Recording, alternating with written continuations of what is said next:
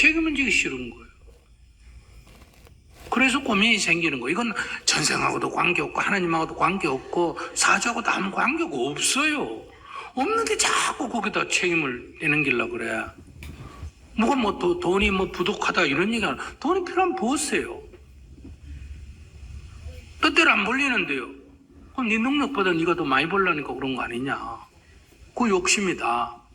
욕심을 버리라는 건 돈 벌지 말라는 얘기가 아니라 네 능력이 100만 원 버는데 네가 500만 원 벌겠다 하면 현실적으로 이루어질 수 없으니까 네가 괴롭다 이 말이야. 돈은 선악의 개념이 아니에요. 좋은 것도 아니고 나쁜 것도 아니에요. 자기가 돈에 집착을 하면 돈이 마약 같은 성격을 냅니다. 돈에 자기가 노예가 된다는 거예요. 돈도 뭐 잘 쓰면 얼마나 칭찬 듣습니까?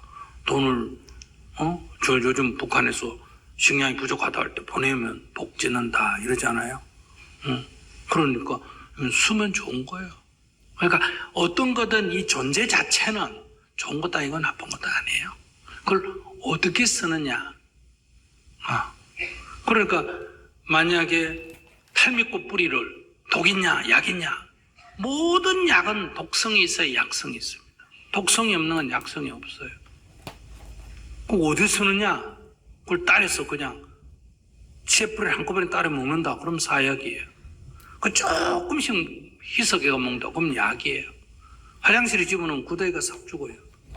사람한테는 약이고 구더기한테는 뭐다? 독이에요. 그러니까 돈 자체는 좋은 것도 아니고 나쁜 것도 아니에요. 자기가 필요하면 필요한 만큼 벌면 되고, 안 벌리면 벌린 만큼에 맞춰서 살아라 이 얘기예요.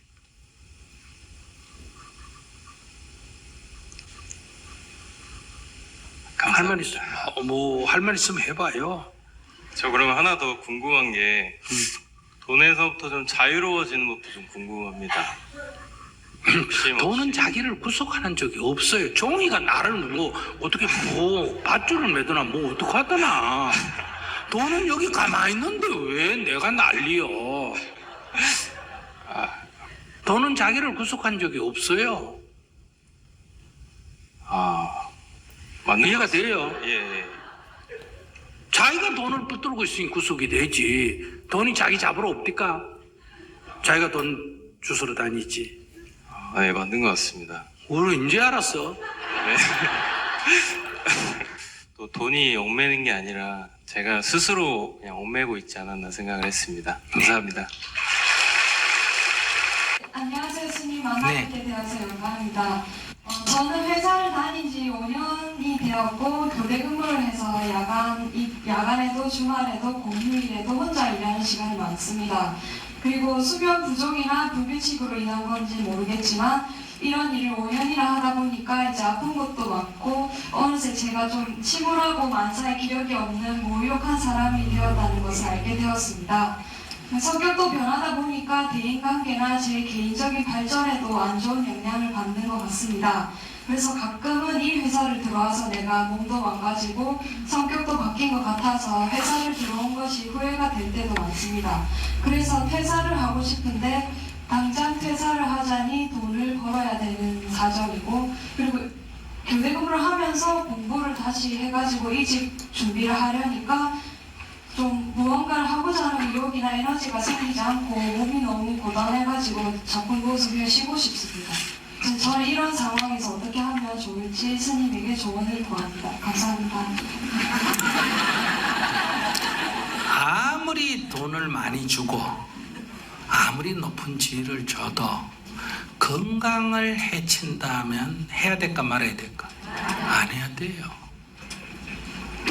다 이게 돈을 벌고 출세를 하는 것도 다 잘 살자고 하는 일인데 그렇게 해가 건강해쳐가 죽어버리면, 안 그러면 병성에 누워있으면 그게 무슨 의미가 있느냐.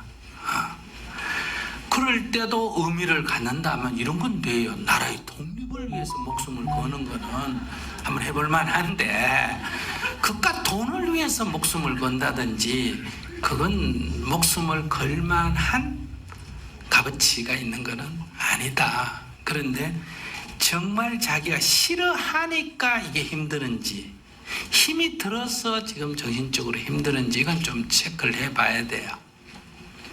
아침 몇 시에 출근해요? 낮에 일할 때는 9시에서 21시고요. 밤에 야간할 때는 이제 21시부터 9시입니다. 2교대예요. 8시간 우리가 일하게 돼 있으면 3교대를 해야 맞잖아. 그럼 2교대면 그럼 그 추가 근무 수당이 더 나와요? 근데 수당은 나옵니다. 돈벌이는 된다는 얘기야.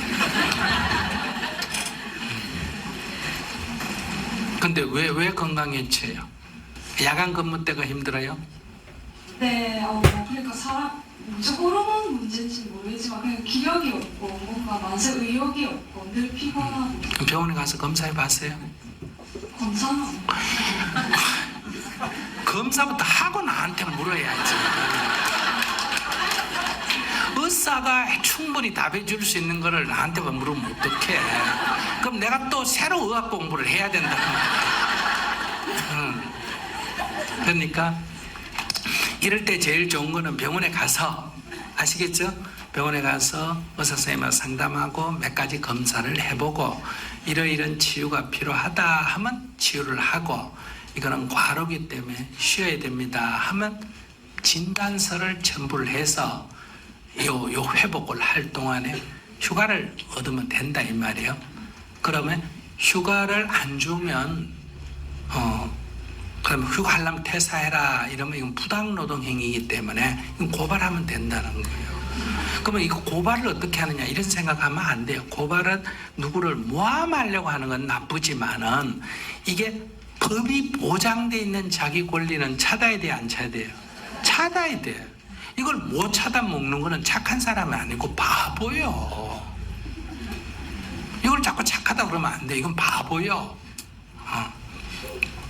그러니까 그렇게 해서 그 없는 걸 어거지 쓰면 안 되지만은 그 법에 확인되어 있으면 이런 절차를 밟는단 말이에요. 이런 절차를 밟다가 회사에서 만약에 잘랐다 그러면 이제 이게 퇴직금이나 이런 거에서 그냥 사표 내는 것보다 많이 받습니다. 내가 나간다면 조금 받고 내보내려면 어때요? 추가적으로 또 줘야 돼요. 그러니까 이 사회 정의를 위해서도 이건 하는 데까지 하다가 그만둬야지 그냥 힘든다고 관두면, 그리고 자기 회사에 다니는 다른 노동자들을 위해서도 자기가 이게 필요하다 부당행위라면 제기를 해줘야 나는 조금 이거 하는데 힘들지만 다른 사람한테 도움이 된다. 무슨 말인지 아시겠죠? 그러니까 우리가 그런 약간의 사회의 공익을 위해서는 약간 희생정신이 있어야 돼요. 선생님도 이렇게 하는 거는 공익을 위해서 지금 내가 한단 말이에요. 여기 돈을 벌기 위해서도 아니고 다른 목적이 있는 게 아니라 내가 행복하니까 행복하지 않는 사람에게 약간의 내가 가진 노하우를 제공하는 게 필요하다. 이제 공익이거든요.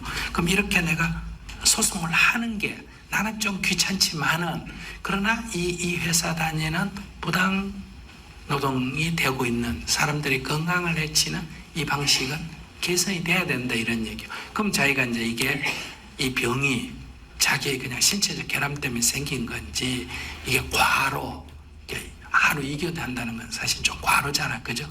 과로 때문에 생기면 자기만 아픈 게 아니라 다른 사람도 아프면 나만 그만둔다든지 이게 아니라 이 회사의 제도를 바꿔야 된다는 거예요. 상교대 시스템으로 바꾸든지. 그러니까 그런 것이 합당한지 어떤지를 먼저 체크를 해야 되고 그 증거가 있어야 된다는 거예요. 의사의 진단서를 첨부해서 제기를 해야 된다. 그러니까 변화를 위한 노력을 해야 되는 거예요. 그런데 이제 우리 건강은 신체에 무슨 딱 이상은 없는데 아픈 경우가 있어요. 그런 경우 있어요, 없어요?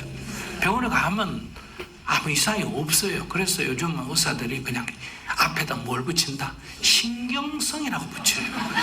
아시겠어요? 옛날 같으면 병명이 신경성 위험입니다. 신경성 뭡니다. 이렇게 붙여준단 말이에요. 이제 그것도 이제 변명이 돼요, 요새는. 그러면 이제 어디를 가야 되냐면 한의원을 가야 돼요. 첫째 어디를 가야 된다? 양의를 가요. 아니, 첫째는 어디를 가야 된다? 양의를 가가 검사를 해야 되고, 근데 양의의 병명이 안 나오는데 몸은 계속 아프다면 두 번째 어디로 가야 된다? 한의원을 가면, 왜 한의원을 가라 그러냐면 딱 고장이 난 건 양의가 제일 잘해요. 근데 이게 어느가 딱 고장은 났는데 기능 저하, 기능이 떨어졌거나 이게 균형이 안 맞아요. 그러니까 장기 사이에 이 기능이 안 맞아서 부조화로 인해서 몸이 아픈 경우가 있어요. 이거는 검사상은 안 나와요. 그럼 이거는 이제 어떠냐? 한의원에서 진맥과 여러 가지를 하면 체크가 될 때가 있다. 그럼 거기에 이제 치료를 받으면 돼요. 근데 이 양의적으로도 이게 고장난 게 없고 한방으로도 기능에 특별한 부조화도 없는데 몸이 아프다. 그러면 이제 이거는 주로 심리적인 경우가 있습니다. 즉 어떤 트라우마라든지 이렇게 심리적인 위축 이런 게 있다. 그럼 이런 거는 이제 이 수행을 한다든지 스님하고 면담을 이런 게 이제 치유의 한 방식이 된다. 그 이런 절차를 밟아가 내가 도와주는 거지. 무조건 아픈 사람을 스님하고 상담하면 된다. 이렇게 이해하시면 안 돼요. 그들의 역할과 겸해서 제가 이게 무의식 세계가 이렇게 꽉 묶여 있으면 이 장 기능이 내분비 기관이 제대로 작동을 안 해요. 그래서 이게 탁 풀어지면 훨씬 원활해지거든요. 그래서 이제 그런 거를 조사를 하고 내가 보기에 그 직장이 이런 과로라 그러고 또 거기에 또 적응하기엔 당신 건강이 어렵고 이러니까 그건 아무리 돈이 많아도 그만두는 게 좋겠다. 이건 내가 조언해 줄 수가 있는데 자기 이제 원인도 모르고 그냥 병원에도 안 가보고 그냥 직장 그만둘까 말까 그만둘까 말까 이건 밤새도록 고민해도 해결이 안 나.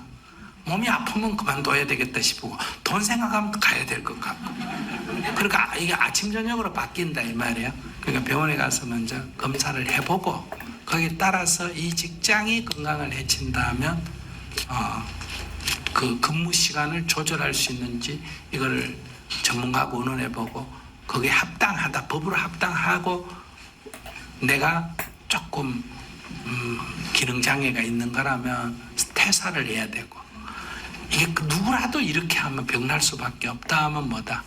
회사가 이 근무 시간을 조정해야 된다 이 말이에요. 그럼 그런 거는 사회의 발전을 위해서 내가 그걸 제기를 해줘야 돼요. 근데 그런 절차를 밟으면 좋겠다 싶어요. 감사합니다. 네. 일부 강사는 강령료를 받고 하시는데 네. 스님은 무료로 강령하시는 게